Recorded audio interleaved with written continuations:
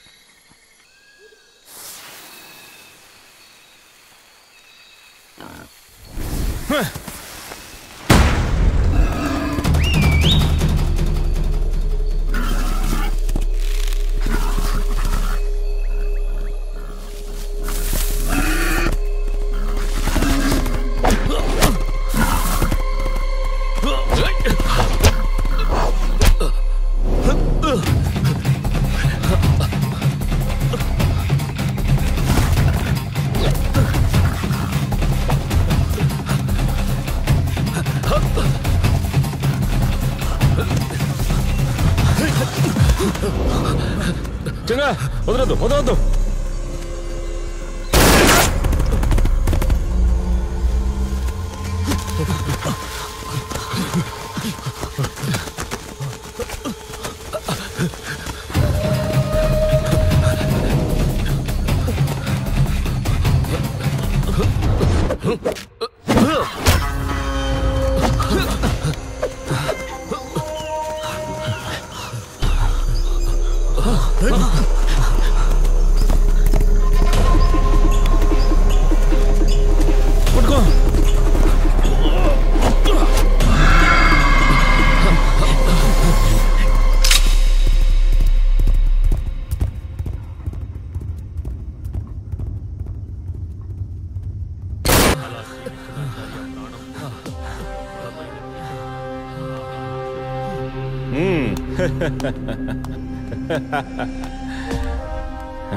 రేయ్, ఇది సాధారణమైన ఆట కాదురా, పెద్ద పోరాటం.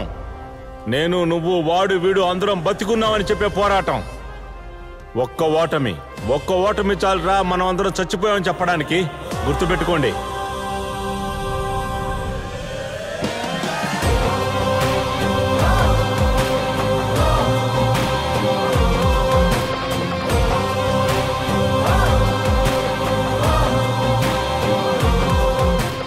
పదిహేను సంవత్సరాల పాటు కేరళలో ఉన్న టీంలన్నీ కూడా ఒక్కసారైనా వాళ్ళని ఓడించాలని వెంటపడి తిరుగుతుండేవాళ్ళు.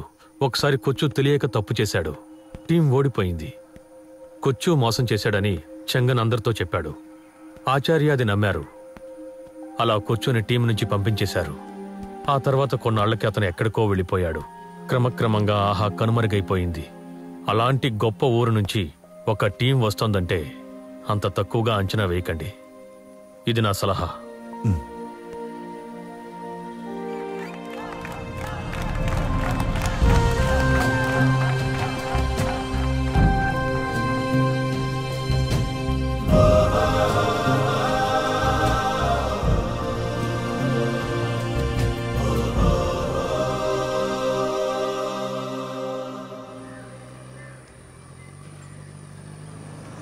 ఆయన ఎక్కడెక్కడ ఉంటారని చెప్పారా? అదిగో సరే సరే, దిగురా, దిగు దిగు, వెళ్ళు. బండి పక్కన పెట్టేసి త్వరగా రా. అలాగే. అనయ్య ఎలా ఉన్నారు? అనయ్య, అది మనకి ఇప్పుడు కోచ్గా ఈ పాత ఆహా టీం నుంచి ఎవరైనా వస్తారా? నాకు తెలిసి ఆ టీంకి చెందిన వాళ్ళు ముగ్గురు మాత్రమే ఈ ఊళ్ళో ఉన్నారు. చెంగన్, పైలి, కొచ్చు. కానీ చెంగన్ ఒక రకమైన వాడు, కొంచెం తిక్కుంది, గొడవ పడతాడు. ఇకపోతే పైలి వ్యవసాయం పనులన్నీ చూసుకుంటూ ఉన్నాడు. ఇక కొచ్చు గురించి ఆచార్య చాలా బాధపడ్డారు. కానీ ఆయన ఒక నిర్ణయం తీసుకుంటే తిరుగులేదు. మీరు ఓ పని చేయండి, ముందుగా వెళ్లి పైలిని కలవండి. తను ఒప్పుకోకపోతే వెళ్లి చెంగన్ని కలవండి. మనిషికి మనసు ఉంటుంది కదా, ఒకవేళ మారినా మారొచ్చు. అన్నా ఒకవేళ ఇద్దరు రాకపోతే ఉండరా? కొచ్చు దగ్గరికి వెళ్తే పని అవుతుంది అనిపించట్లేదు.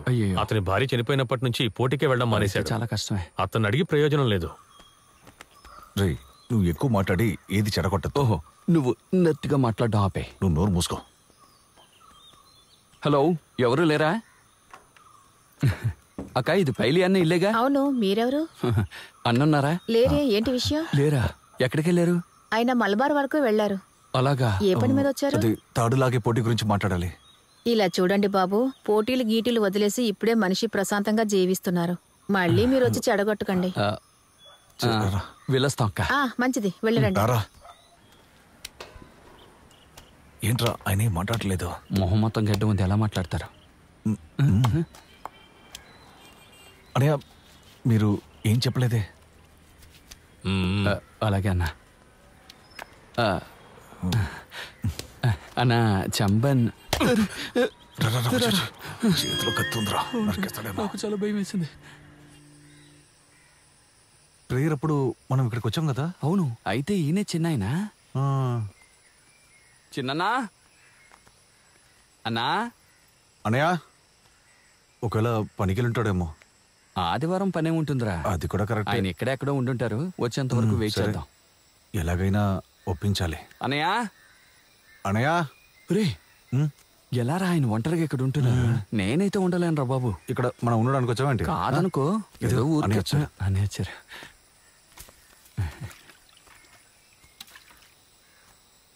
అనయ్య, మిమ్మల్ని కలవడానికి వచ్చాం. నమస్తే అన్న. అంటే వచ్చి కూర్చోండి. రారా రా రా రా, కూర్చో. తాగడానికి ఏమైనా టీ ఇవ్వండి. లేదు, పర్లేదు, ఇప్పుడే దారిలో తాగొచ్చు. ఇప్పుడే తాగాం. వద్దన్నా, థ్యాంక్స్. ఊరుకోరా. ఏంట్రా నువ్వు?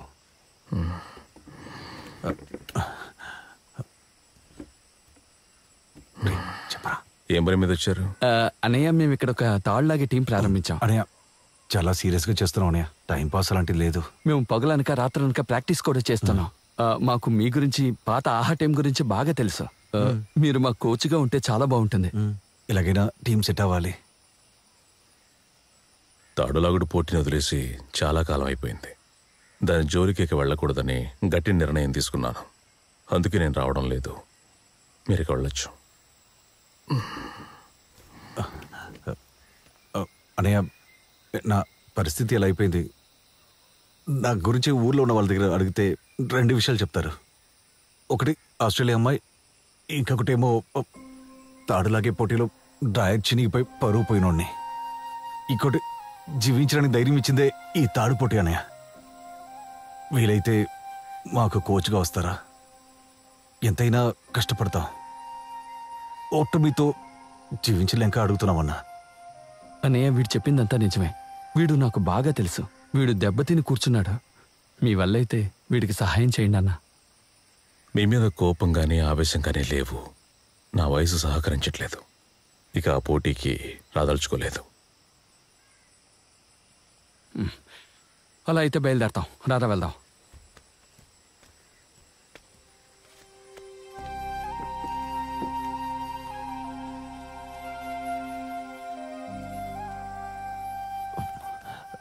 అనయ్య,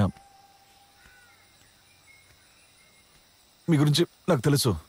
మీరేమనుకుంటారంటే మీ గురించి ఎవరు అర్థం చేసుకోరని.